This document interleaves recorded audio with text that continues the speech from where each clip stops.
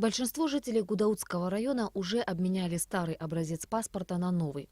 Паспортизация населения республики подходит к концу. Документ старого образца с 1 января этого года недействителен, то есть при оформлении любых документов и сделок необходимо наличие паспорта нового образца, так как старый образец больше не имеет юридической силы.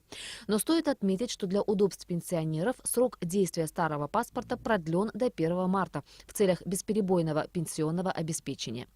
Также для граждан, не имеющих возможность по состоянию здоровья сдать базовый перечень документов в паспортный отдел, инспекторы направляются по месту жительства. Паспортный отдел по Гудаутскому району работает каждый день, кроме воскресенья, с 9 до 6. Прием и выдача производятся в любое время. Суббота с 9 до 2.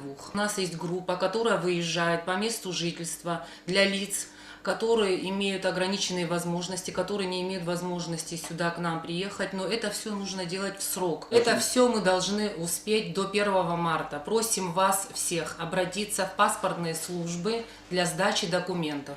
Упрощен способ проверки готовности паспортов. Гражданам при сдаче документов выдаются 19-значные номерки, с помощью которых у населения есть возможность проверить готовность паспорта, перейдя на официальный сайт МВД Абхазии по специальной вкладке. Данный сервис введен для удобства граждан, исключает периодические приезды людей в паспортные подразделения за информацией о готовности их документа. Немаловажным является наличие домовой книги при сдаче базового перечня документов. Это необходимо, чтобы поставить отметки о прописке в новом паспорте и, соответственно, в самой домовой книге.